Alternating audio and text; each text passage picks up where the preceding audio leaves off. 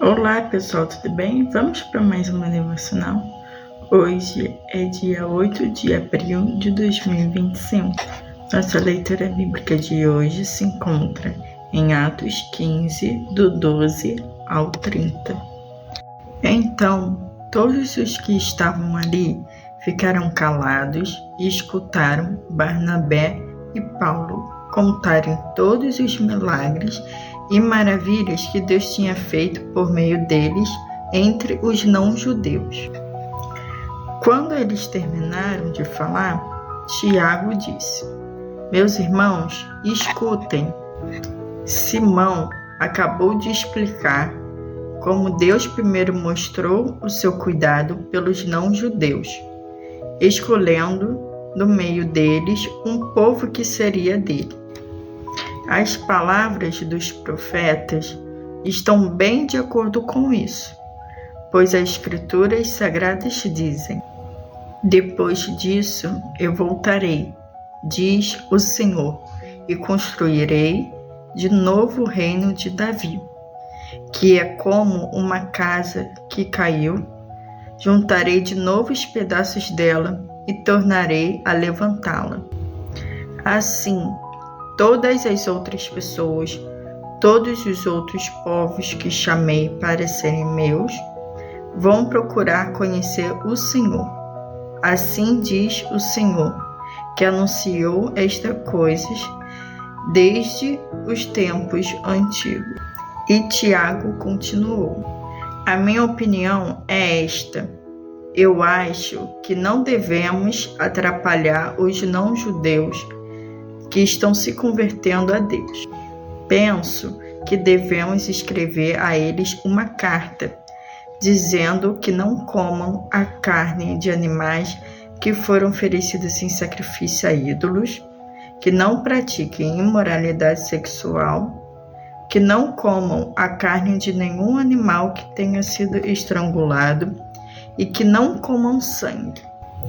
Pois, desde os tempos antigos, a lei de Moisés tem sido lida todos os sábados nas sinagogas, e as suas palavras são anunciadas em todas as cidades.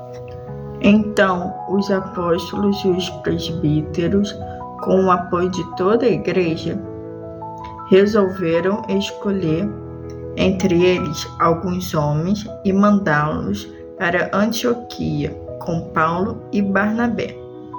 Os escolhidos foram Judas, chamado Barsabás, e Silas.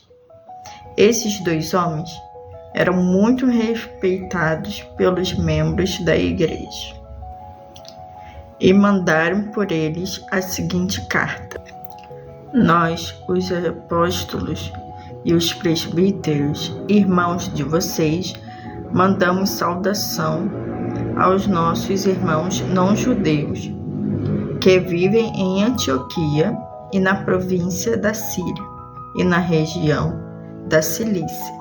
Soubemos que alguns dos nossos grupos foram até aí e disseram coisas que criaram problema para vocês.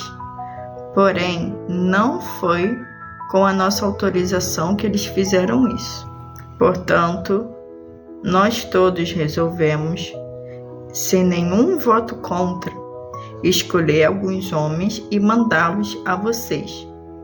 Eles vão com os nossos queridos irmãos Paulo e Barnabé, que têm arriscado a sua vida a serviço do nosso Senhor Jesus Cristo. Estamos enviando então Judas e Silas para falarem pessoalmente com vocês sobre estas coisas que estamos escrevendo, porque o Espírito Santo e nós mesmos resolvemos não pôr nenhuma carga sobre vocês, a não ser estas proibições, que são de fato necessárias. Não comam carne de nenhum animal que tenha sido oferecido em sacrifício aos ídolos. Não comam o sangue nem a carne de nenhum animal que tenha sido estrangulado. E não pratique imoralidade sexual. Vocês agirão muito bem se não fizerem essas coisas. Saúde a todos. Então mandaram que os 4 partissem, e eles foram para Antioquia. Lá reuniram os cristãos e entregaram a carta. Uma igreja unida e focada. Diante do contexto da reunião em Jerusalém, Paulo e Barnabé se portaram de forma sábia. Eles trabalharam por anos para evangelizar, fazer discípulos, formar líderes, plantar igrejas e desenvolver uma cultura missionária. Eles se empenhavam por manter as igrejas unidas em comunhão e com foco na missão. Mas, infelizmente, surgiu um grupo a fim de fazer confusão, desviar o foco e dividir a igreja. Eles não poderiam se calar. A partir do versículo 12, nós o vemos contando milagres, feitos extraordinários e sinais que Deus havia realizado por meio deles entre os gentios.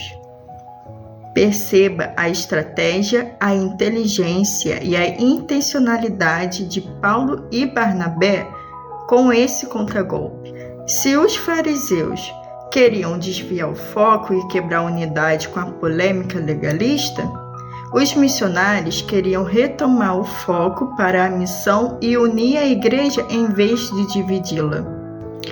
Quando vemos e ouvimos o que Deus tem feito na obra missionária e nos envolvemos pessoalmente na evangelização e discipulado de pessoas, sendo testemunhas do poder transformador do Evangelho na vida de tanta gente, não perdemos tempos com questões polêmicas que nos dividem e desviam o foco. Pensamento do dia.